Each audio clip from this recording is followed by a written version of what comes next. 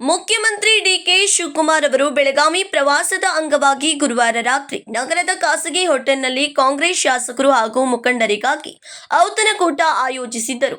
ಮುಖ್ಯಮಂತ್ರಿ ಆದ ಬಳಿಕ ಮೊದಲ ಬಾರಿಗೆ ಬೆಳಗಾವಿಗೆ ಆಗಮಿಸಿರುವ ಅವರು ಈ ವೇಳೆ ಜಿಲ್ಲೆಯ ಶಾಸಕರು ಹಾಗೂ ಪಕ್ಷದ ನಾಯಕರೊಂದಿಗೆ ಅನೌಪಚಾರಿಕ ಮಾತುಕತೆ ನಡೆಸಿದರು.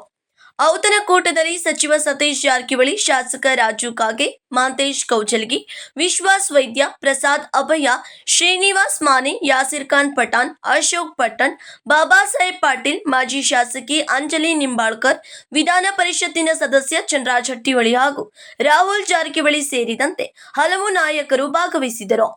ಸಭೆಯಲ್ಲಿ ಜಿಲ್ಲೆಯ ಅಭಿವೃದ್ಧಿ, ಪಕ್ಷದ ಸಂಘಟನೆ ಹಾಗೂ ಮುಂದಿನ ರಾಜಕೀಯ ಬೆಳವಣಿಗೆಗಳ ಕುರಿತು ಅನೌಪಚಾರಿಕ ಚರ್ಚೆ ನಡೆದಿರುವ ಮಾಹಿತಿ ಲಭ್ಯವಾಗಿದೆ.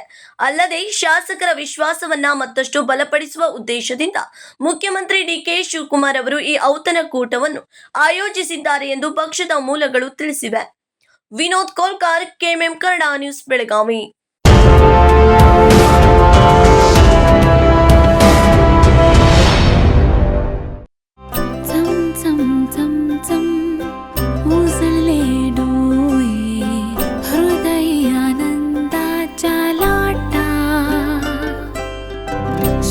क्षण आले क्षण प्रेमळ है रेशमात गुंफून सोनेरी.